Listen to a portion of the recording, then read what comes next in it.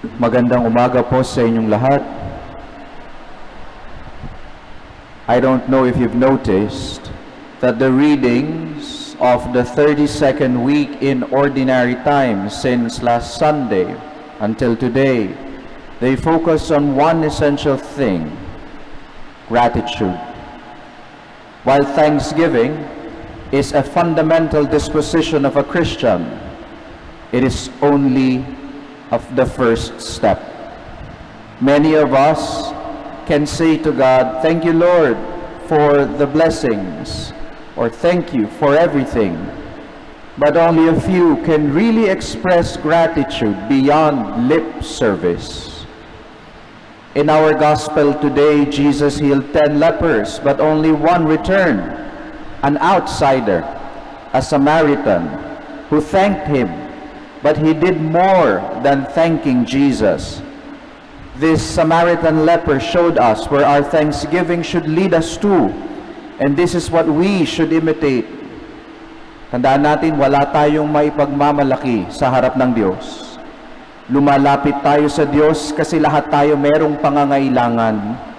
And like the 10 lepers, they needed healing.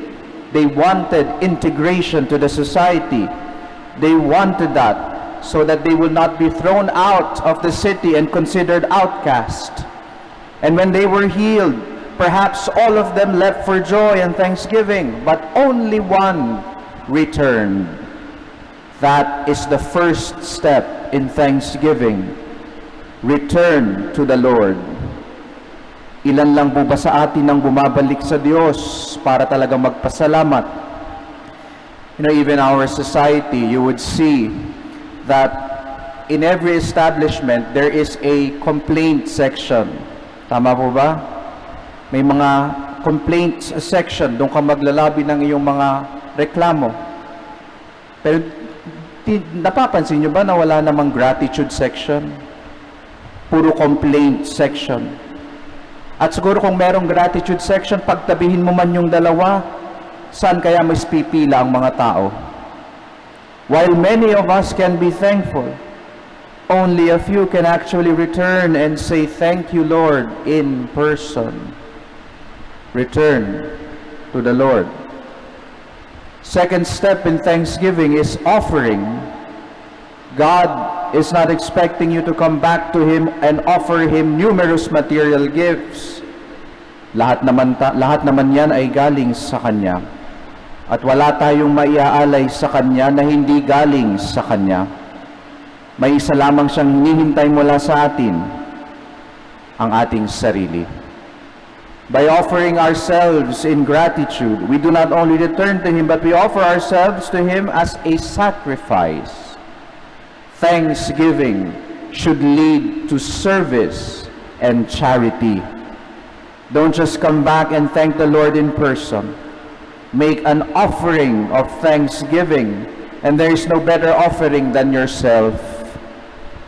Our personal sacrifices will become an acceptable offering to God, and in our thanksgiving, our offering will benefit others as well. And the third step, and the most often ignored by many, thanksgiving leads to worship.